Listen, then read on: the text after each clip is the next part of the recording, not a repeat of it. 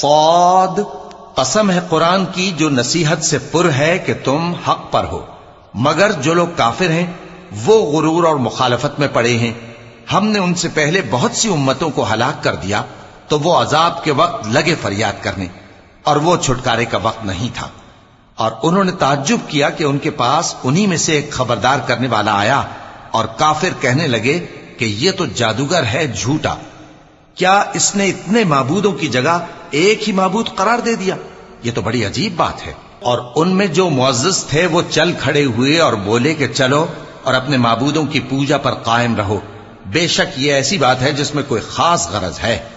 یہ بات کسی دوسرے مذہب میں ہم نے کبھی سنی ہی نہیں، یہ تو بالکل گھڑی ہوئی بات ہے۔ کیا ہم سب میں سے اسی پر نصیحت کی کتاب اتری ہے؟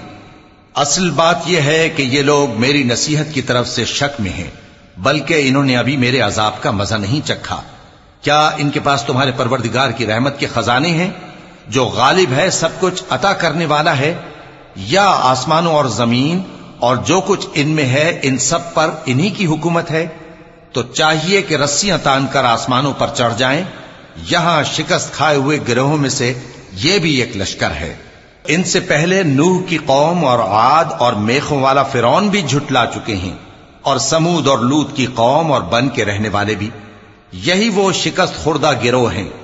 ان سب نے پیغمبروں کو جھٹلایا تو میرا عذاب ان پر آ واقع ہوا، اور یہ لوگ تو صرف ایک زور کی آواز کا جس میں شروع ہونے کے بعد کچھ وقفہ نہیں ہوگا انتظار کرتے ہیں، اور کہتے ہیں کہ اے ہمارے پروردگار، ہم کو ہمارا حصہ جلدی سے حساب کے دن سے پہلے ہی دے دے۔ اے پیغمبر صلی اللہ علیہ وآلہ وسلم، یہ جو کچھ کہتے ہیں اس پر صبر کرو، اور ہمارے بندے داؤد کو یاد کرو جو صاحب قوت تھے، بے شک وہ رجوع کرنے والے تھے۔ ہم نے پہاڑوں کو ان کے زیر فرمان کر دیا تھا کہ صبح و شام ان کے ساتھ تسبیح کرتے تھے، اور پرندوں کو بھی کہ وہ جمع رہتے تھے، ہر ایک ان کے آگے رجوع رہتا تھا۔ اور ہم نے ان کی بادشاہی کو مستحکم کیا اور ان کو حکمت اور فیصلہ کن خطابت عطا فرمائی۔ اور اے نبی صلی اللہ علیہ وآلہ وسلم، کیا تمہارے پاس ان جھگڑنے والوں کی بھی خبر آئی ہے جب وہ دیوار پھاند کر اندر داخل ہوئے؟ جس وقت وہ داؤد کے پاس آئے تو وہ ان سے گھبرا گئے۔ انہوں نے کہا کہ خوف نہ کیجیے، ہم دونوں کا ایک مقدمہ ہے کہ ہم میں سے ایک نے دوسرے پر زیادتی کی ہے، تو آپ ہم میں انصاف سے فیصلہ کر دیجئے اور بے انصافی نہ کیجیے گا، اور ہم کو سیدھا راستہ دکھا دیجئے۔ بات یہ ہے کہ یہ میرا بھائی ہے، اس کے ہاں 99 دمبیاں ہیں اور میرے پاس ایک دمبی ہے۔ یہ کہتا ہے کہ یہ بھی میرے حوالے کر دے، اور گفتگو میں مجھ پر حاوی ہو رہا ہے۔ انہوں نے کہا کہ یہ جو تیری دمبی مانگتا ہے کہ اپنی دمبیوں میں ملا لے، بے شک تجھ پر ظلم کرتا ہے، اور اکثر شریک ایک دوسرے پر زیادتی ہی کیا کرتے ہیں۔ ہاں، جو ایمان لائے اور عمل نیک کرتے رہے، اور ایسے لوگ بہت کم ہیں۔ اور داؤد نے خیال کیا کہ اس واقعے سے ہم نے ان کو آزمایا ہے، تو انہوں نے اپنے پروردگار سے مغفرت مانگی اور جھک کر سجدے میں گر پڑے اور اللہ کی طرف رجوع کیا۔ چونکہ آیت سجدہ تلاوت کی گئی ہے، لہذا سامعین پر سجدہ واجب ہے۔ تو ہم نے ان کو بخش دیا، اور بے شک ان کے لیے ہمارے ہاں قرب اور عمدہ مقام ہے۔ اے داؤد، ہم نے تم کو زمین میں خلیفہ بنایا ہے، تو لوگوں میں انصاف کے فیصلے کیا کرو، اور خواہش کی پیروی نہ کرنا کہ وہ تمہیں اللہ کے رستے سے بھٹکا دے گی۔ جو لوگ اللہ کے رستے سے بھٹکتے ہیں ان کے لیے سخت عذاب ہے، اس لیے کہ انہوں نے حساب کے دن کو بھلا دیا۔ اور ہم نے آسمان اور زمین کو اور جو کائنات ان میں ہے اس کو بے مقصد نہیں پیدا کیا، یہ ان کا گمان ہے جو کافر ہیں، سو کافروں کے لیے دوزخ کا عذاب ہے۔ جو لوگ ایمان لائے اور عمل نیک کرتے رہے، کیا ان کو ہم ان کی طرح کر دیں گے جو ملک میں فساد کرتے ہیں، یا پرہیزگاروں کو بدکاروں کی طرح کر دیں گے؟ یہ کتاب جو ہم نے تم پر نازل کی ہے بابرکت ہے، تاکہ لوگ اس کی آیتوں میں غور کریں اور تاکہ اہل عقل نصیحت حاصل کریں۔ اور ہم نے داؤد کو سلیمان عطا کیے، بہت خوب بندے تھے، اور وہ اللہ کی طرف بہت رجوع کرنے والے تھے۔ جب ان کے سامنے شام کو اصیل گھوڑے پیش کیے گئے تو کہنے لگے کہ میں نے اپنے پروردگار کی یاد سے غافل ہو کر مال کی محبت اختیار کی، یہاں تک کہ آفتاب پردے میں چھپ گیا۔ بولے کہ ان کو میرے پاس واپس لاؤ۔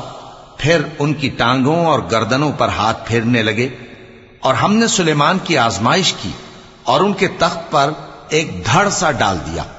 پھر انہوں نے اللہ کی طرف رجوع کیا اور دعا کی کہ اے پروردگار مجھے معاف فرما اور مجھ کو ایسی بادشاہی عطا فرما کہ میرے بعد کسی کو شایع نہ ہو، بے شک تو سب کچھ عطا فرمانے والا ہے۔ پھر ہم نے ہوا کو ان کے زیر فرمان کر دیا کہ جہاں وہ پہنچنا چاہتے ان کے حکم سے نرم نرم چلنے لگتی، اور جنوں کو بھی ان کے زیر فرمان کیا۔ یہ سب عمارتیں بنانے والے اور غوطہ مارنے والے تھے، اور کچھ دوسروں کو بھی جو زنجیروں میں جکڑے ہوئے تھے۔ ہم نے کہا یہ ہماری بخشش ہے، چاہو تو احسان کرو یا رکھ چھوڑو، تم سے کچھ حساب نہیں ہے، اور بے شک ان کے لیے ہمارے ہاں قرب اور عمدہ ٹھکانہ ہے۔ اور ہمارے بندے ایوب کو یاد کرو جب انہوں نے اپنے رب کو پکارا اور کہا کہ شیطان نے مجھ کو ایذا اور تکلیف دے رکھی ہے۔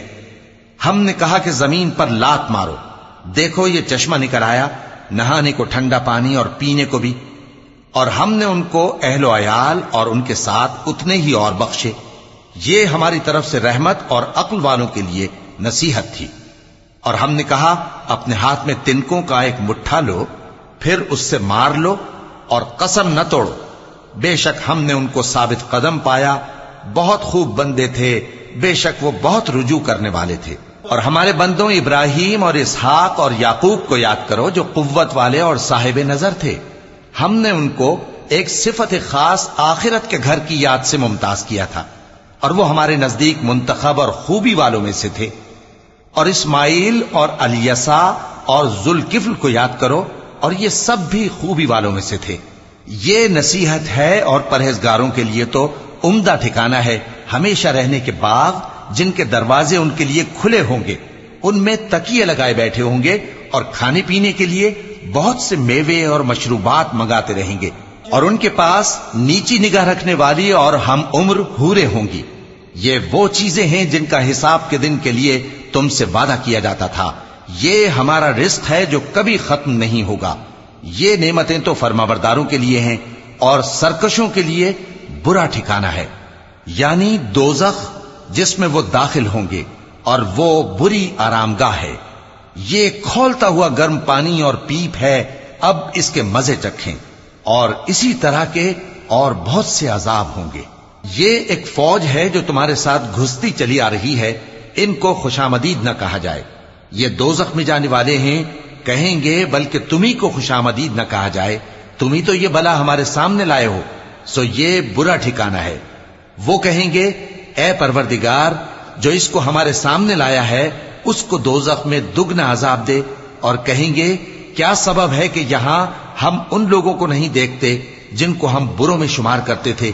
کیا ہم نے ان سے ٹھٹھا کیا ہے یا ہماری آنکھیں ان کی طرف سے پھر گئی ہیں؟ بے شک یہ اہل دوزخ کا جھگڑنا برحق ہے۔ کہہ دو کہ میں تو صرف خبردار کرنے والا ہوں، اور اللہ اکیلے اور غالب کے سوا کوئی معبود نہیں۔ جو آسمانوں اور زمین اور جو مخلوق ان میں ہے سب کا مالک ہے، غالب ہے، بخشنے والا۔ کہہ دو کہ یہ ایک بڑی ہولناک چیز کی خبر ہے جس کو تم دھیان میں نہیں لاتے۔ مجھ کو اوپر کی مجلس والوں کا جب وہ جھگڑتے تھے کچھ بھی علم نہ تھا، میری طرف تو یہی وحی کی جاتی ہے کہ میں کھلم کھلا خبردار کرنے والا ہوں۔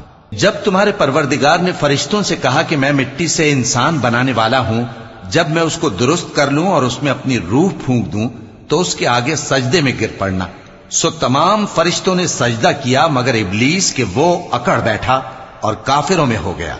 اللہ نے فرمایا کہ اے ابلیس، جس شخص کو میں نے اپنے ہاتھوں سے بنایا اس کے آگے سجدہ کرنے سے تجھے کس چیز نے منع کیا؟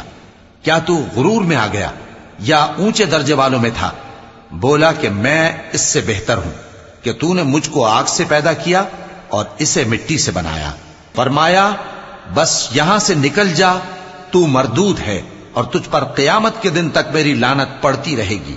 کہنے لگا کہ میرے پروردگار، اچھا تو مجھے اس روز تک کہ لوگ اٹھائے جائیں مہلت دے۔ فرمایا کہ تجھ کو مہلت دی جاتی ہے اس روز تک جس کا وقت مقرر ہے۔ کہنے لگا کہ مجھے تیری عزت کی قسم، میں ان سب کو بہکاتا رہوں گا سوائے ان کے جو تیرے چنے ہوئے بندے ہیں۔ فرمایا ٹھیک ہے، اور میں ٹھیک ہی کہتا ہوں کہ میں تجھ سے اور جو ان میں سے تیری پیروی کریں گے سب سے جہنم کو بھر دوں گا۔ اے پیغمبر، کہہ دو کہ میں تم سے اس کا صلہ نہیں مانگتا اور نہ میں بناوٹ کرنے والوں میں ہوں. یہ قرآن تو اہل عالم کے لیے نصیحت ہے اور تم کو اس کا حال کچھ وقت کے بعد معلوم ہو جائے گا.